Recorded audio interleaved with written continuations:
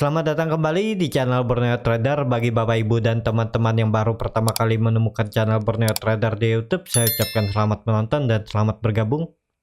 Pada video kali ini saya akan menganalisa saham-saham yang di request. Yang pertama ada INKP, kedua TKIM, ketiga ASA, keempat ACES, kelima Sril, keenam Arto.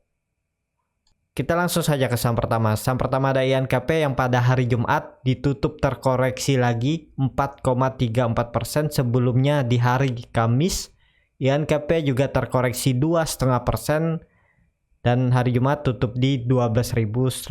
Kalau dilihat transaksi asing net buy selama 3 hari.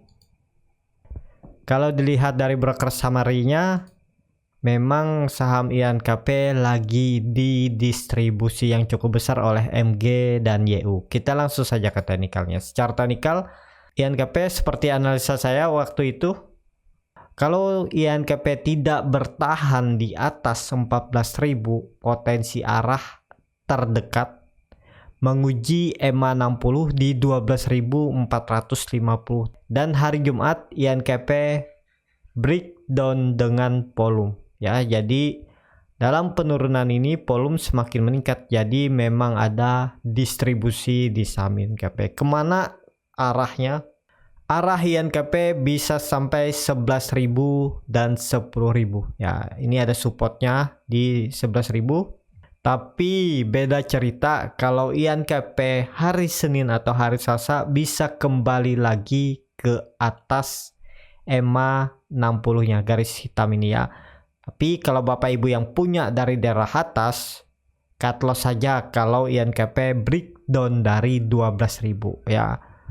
Mending cut loss dulu, nanti jaga di bawah. Kalau INKP breakdown dari 12.000 ya akan mengarah ke 11.000 sampai 10.500 ya, ke daerah sini. Ini terlihat histori sebelumnya ya, di 2019 dia gagal breakout 14.000. Dia turunnya sampai 10.000 sampai 10.500. Jadi ini bisa seperti itu skenario-nya. Ya, kalau Bapak Ibu nggak mau cut loss ya dari atas, ini masih ada peluang kerugian sekitaran 9 sampai 12% ya. Mending cut loss dulu, menyelamatkan yang 12%, nanti beli lagi di bawah kalau memang pengen beli INKP atau profit dari INKP. Ya bisa seperti itu, atau mau di hold juga ya nggak masalah. Kalau mau approach down ya approach downnya di bawah aja sekalian di 11.000 kalau memang ada dana untuk approach down ya. Jadi seperti itu, INKP masih sangat perlu hati-hati. Yang belum punya mending wait and see aja dulu ya. Strateginya cuma satu yang belum punya. Kalau di hari Senin dia kembali ke atas EMA 60 ini bisa spekulasi buy. Kalau ternyata dia berbalik arah ya cut loss kalau turun dari 12.000. Seperti itu aja. Indikator MACD sangat tajam mengarah ke bawah. Garis biru sudah di bawah 0, bar chart di bawah 0 juga makin dalam. Volume terlihat nih makin meningkat saat dia penurunan, volume meningkat. Jadi potensinya memang sepertinya masih bisa ke bawah. Kecuali hari Senin bisa kembali ke atas EMA 60-nya di 12.550 minimal tutup di situ. Ya, seperti itu aja untuk INKP. Kita langsung saja ke saham kedua.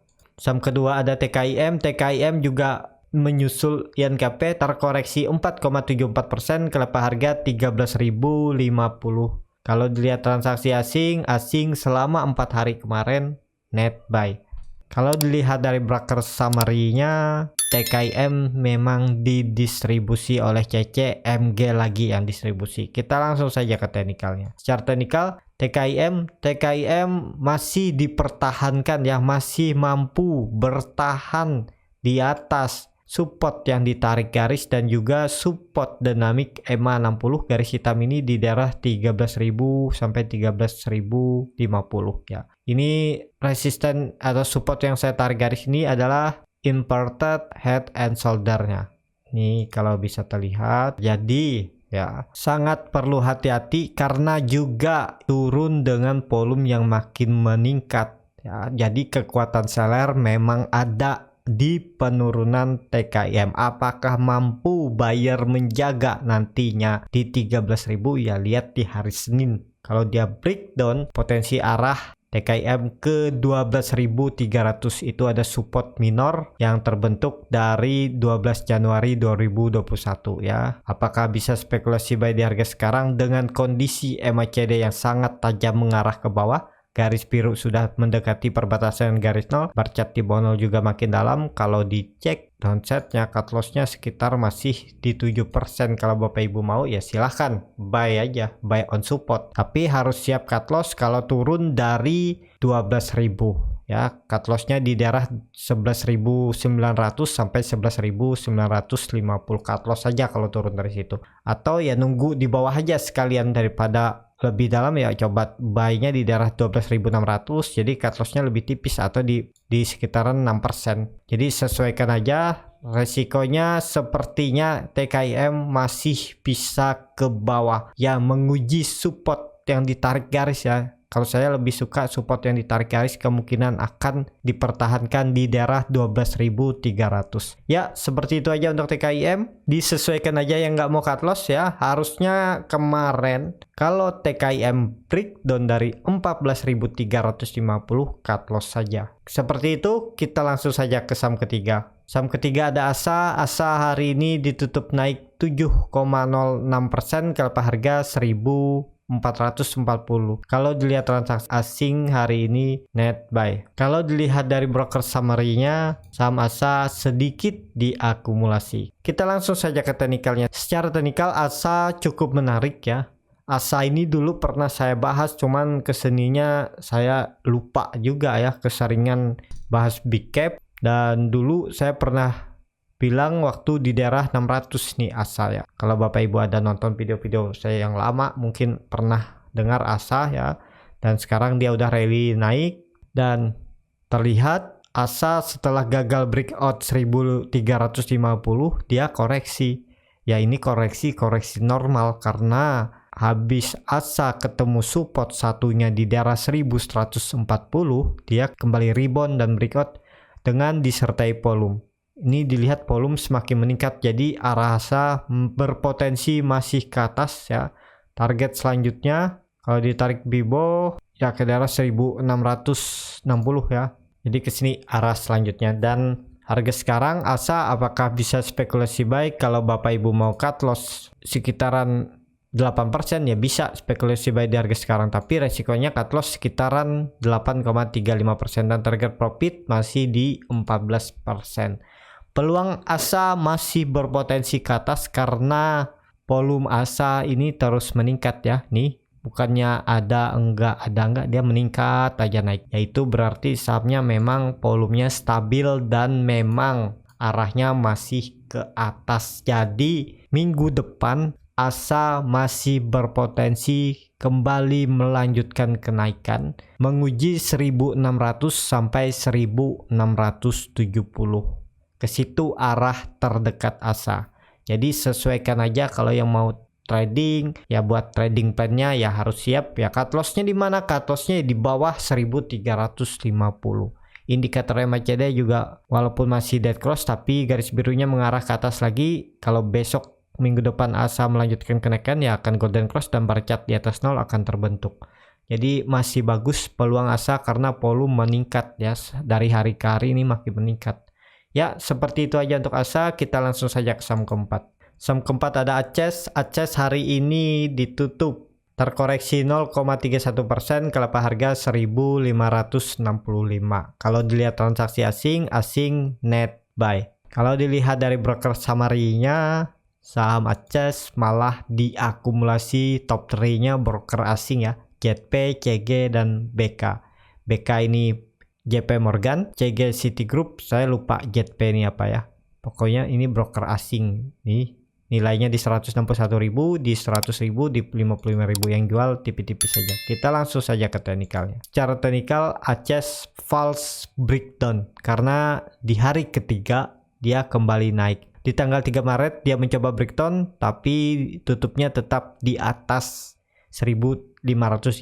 Kemudian di tanggal 4 Maret dia coba kembali breakdown tapi tutupnya masih di atas. Ada peluang untuk ACES minggu depan kalau mampu rebound melanjutkan kenaikan ya, menguji 1.600. 1600 itu ada garis merah yang saya buat ini adalah moving average 200. Jadi kalau dia kembali ke 1600 aman. Tapi kalau besok ternyata dia kembali menguji 1550 dan breakdown, bisa juga ACS terkonfirmasi breakdown. Ya, jadi perlu hati-hati karena saat kenaikan 3 hari sebelum hari Jumat ya, ACS volumenya makin kecil, jadi bisa aja ini manipulasi.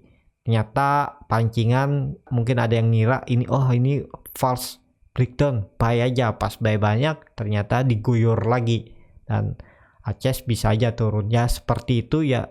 Yang penting kalau trading ya siapkan trading plan. Kalaupun dia harus turun breakdown dari 1550 ya cut loss saja. Kalau saya cut lossnya di daerah 1510 sampai 1500. Ya, seperti itu aja untuk ACS. Perlu sangat hati-hati kecuali ACS sudah di atas 1600 bisa dipantau kembali atau di watchlist kembali untuk ACS. Kita langsung saja ke saham kelima. Saham kelima ada Sril. Sril hari ini ditutup naik 2,67%, kelapa harga 230. Kalau dilihat transaksi asing memang masih net sell. Kalau dilihat dari broker summary-nya, saham Sril malah diakumulasi ya. Nih, yang jual tipis-tipis, yang nampung cukup besar nih FS, DX dan LGYU ya. Ada di 130.000, 42.000, 31.000. Kita langsung saja ke teknikalnya. Secara teknikal Sril cukup aman. Kalau saya bilang walaupun 3 hari sideway ya, ini bisa dikatakan 3 hari dia sideway tektokan aja di harga 125 sampai 230. Walaupun hari ini membuat candle bullish angel pink, tapi masih perlu hati-hati karena titik aman Sril saya bilang di grup premium saya itu ada di 240.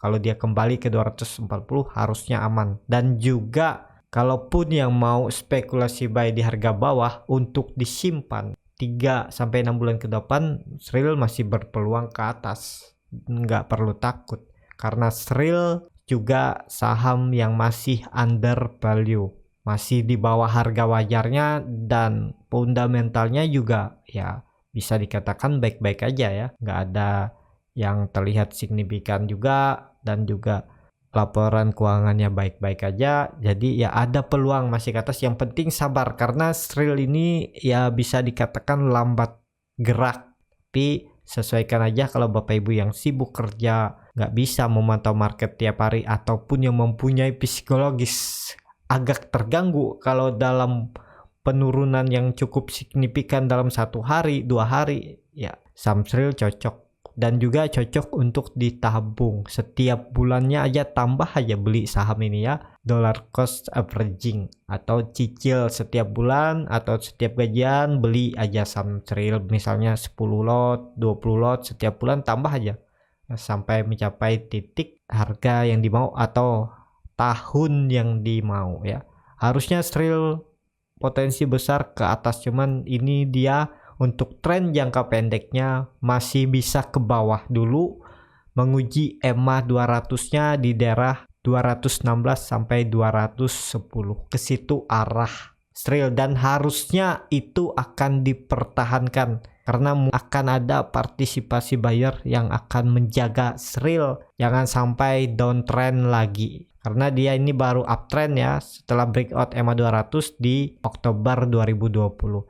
Ya, seperti itu aja untuk Sril. Kita langsung saja ke saham ke-6. Saham ke-6 ada Arto. Arto hari ini ditutup di level harga 9.500, naik 3,26%. Sempat menyentuh level tertingginya di 10.500 tapi kemudian tertekan dan dibawa turunnya. Kalau dilihat transaksi asing hari ini net sell. Kalau dilihat dari broker summary-nya, saham Arto di distribusi walaupun nggak signifikan tapi distribusi. Kita langsung saja ke teknikalnya. Secara teknikal hari ini Arto rekisu ya. Hari ini tanggal rekisunya dan dia turun, tapi yang perlu diperhatikan saham Arto ini menarik menurut saya ya. Hari Jumat kemarin rekisu ya, tapi walaupun rekisu dia mampu naik 3,6% ya.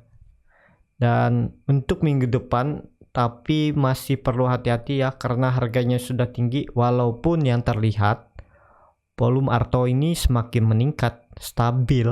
Jadi ada peluang rebound, tapi kalau Bapak Ibu mau spekulasi buy ya spekulasi buy di harga sekarang, cut lossnya ya di bawah EMA 20-nya ini boleh. Kalau ditarik upside downside-nya ya bisa cut loss sekitaran 7 sampai 6% lah. Kalau Bapak Ibu mau ya bisa.